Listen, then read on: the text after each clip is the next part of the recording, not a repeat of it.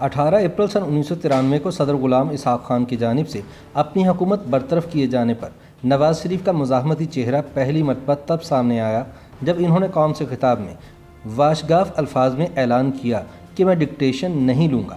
اس کے بعد اگرچہ 26 مئی کو سپریم کورٹ نے ان کی حکومت بحال کر دی، تاہم اپوزیشن اور فوجی اسٹیبلشمنٹ کے دباؤ کے نتیجے میں 18 جولائی کو نواز شریف مجبوراً مستعفی ہو گئے، لیکن army chief general Abdul Waheed Kakar کے فارمولے کے مطابق ان کے ساتھ صدر غلام اسحاق خان کو بھی گھر جانا پڑا۔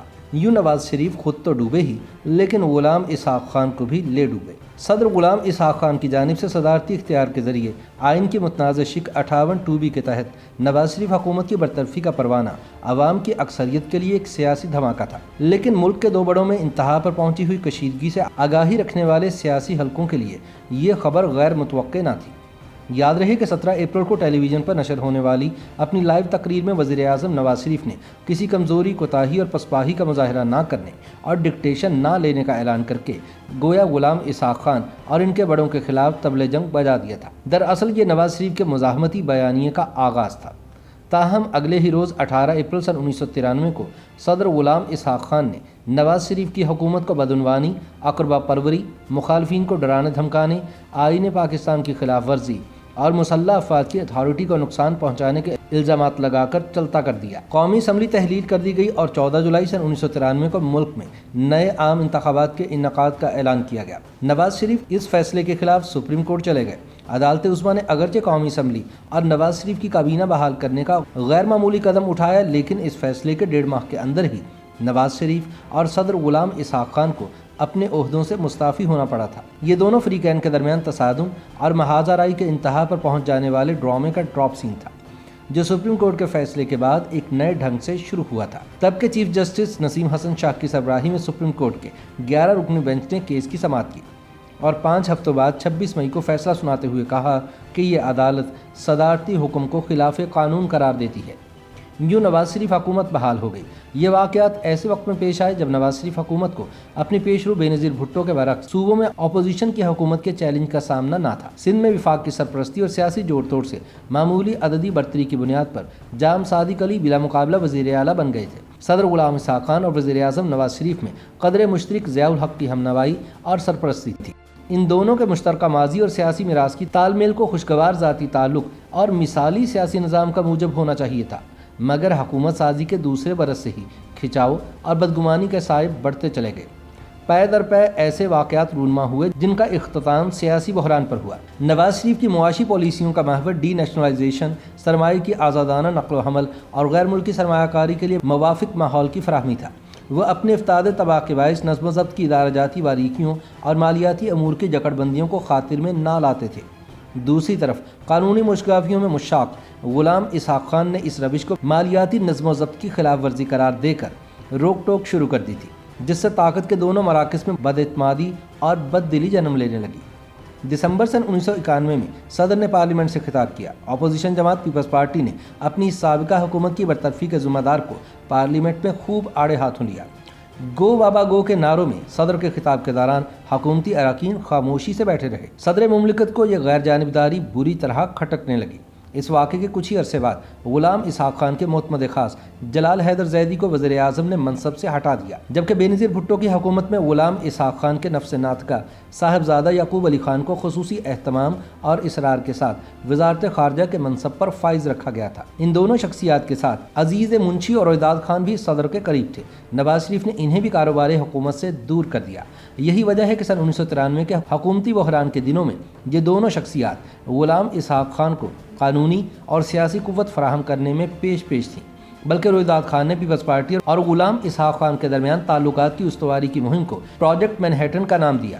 یہیں سے نواز شریف کا غلام اسحاق خان کی انا سے ٹکراؤ کا آغاز ہوا، جس میں شدت آئندہ صدارتی انتخابات کے بارے میں نواز شریف کے طرز عمل سے پیدا ہوئی۔ 1992 کے اواخر میں وزیر اعظم نواز شریف نے کابینہ کے اراکین کو آئندہ صدارتی امیدوار کے بارے میں بحث اور بیانات سے گریز کرنے کی ہدایت کی تھی، لیکن دوسری بار صدارت کے متمنی غلام اسحاق خان کو اس احتیاط اور احتراز میں سازش کی بو آنے لگی۔ نواز شریف کی کابینہ کے ممبر سرتاج عزیز اپنی کتاب बिटवीन ड्रीम्स एंड रियलिटीज़ में लिखते हैं कि सदर ने इनसे मुलाकात में तल्ख लहजे में नवाज शरीफ के तर्ज अमल पर अपनी नाराज़गी का इजहार किया और बरमला कहा कि इलाही बख्श सुमरो और एजाजुल हक के अलावा कोई भी इनके सदारती उम्मीदवार बनने के बारे में बात नहीं करता। सियासी तनाव और कशीदगी के माहौल में तब के army chief general Asif Nawaz Janjua की अचानक हार्ट अटैक से मौत ने भी दोनों बड़ों के दरमियान इख्तियारात की खींचातानी को तेज़ कर दिया। गुलाम इसहाक खान के ज़ाती दोस्त और सीनियर ब्यूरोक्रेट रोहिदाद खान अपनी किताब पाकिस्तान इनकलाब के दहाने पर में लिखते हैं कि आर्मी चीफ के जानशीन के लिए गुलाम इसहाक खान का इंतखाब जनरल फ़र्रुख थे, लेकिन नवाज शरीफ को इस पर एतराज़ था। बिलाखिर दरमियाना रास्ता निकाला गया और जनरल अब्दुल वहीद काकड़ को यह मनसब सौंपा गया। इस अहम तकर्रुर का इख्तियार सदर को 8वीं तरमीम के तहत हासिल था। वज़ीर आज़म नवाज शरीफ इस इख्तियार को मुंतखब अवामी नुमाइंदों के हाथ में देखना चाहते थे। उन्होंने सदर को कुल्ली इख्तियार देने वाली आइनी शिकों में तब्दीली के बारे में सोचना शुरू कर दिया।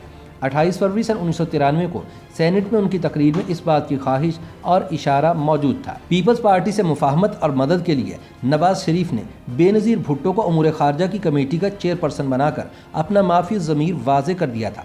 आइनी तरमीम का इशारा करके गोया वज़ीर आज़म नवाज शरीफ ने सदर गुलाम इसहाक खान के खिलाफ ऐलान जंग कर दिया था। इसी चपकलिश के दौरान मुस्लिम लीग में नवाज शरीफ मुखालिफ एक धड़ा तश्कील दे दिया गया, जिसमें हामिद नासिर चट्ठा नुमाया थे। इन समेत 3 वफाकी वज़रा ने काबीना से इस्तीफ़ा दे दिया। इनके बारे में तासुर था कि यह कदम ऐवान सदर की मंशा से उठाया गया था, क्योंकि इनमें इसहाक खान के दामाद अनवर सैफुल्लाह भी शामिल थे। नवाज शरीफ ने इफ्तिखार गिलानी और महमूद खान अचकज़ई के ज़रिए लंदन में मुकीम बेनज़ीर भुट्टो से राबिता किया। दूसरी जानिब फ़ारूक अहमद खान लगारी और आफ्ताब अहमद खान शेरपाओ रोहिदाद खान के ज़रिए इसहाक खान से राबिता किए हुए थे।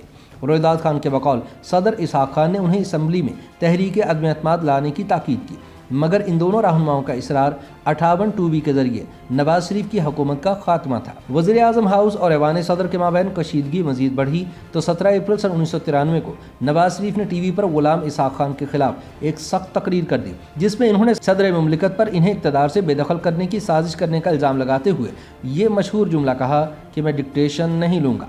अगरचे बरतरफी के 5 हफ्तों बाद सुप्रीम कोर्ट ने नवाज शरीफ हुकूमत बहाल कर दी, लेकिन घाघ इसहाक खान के तरकश में नवाज शरीफ को घायल करने के तीर अब भी मौजूद थे।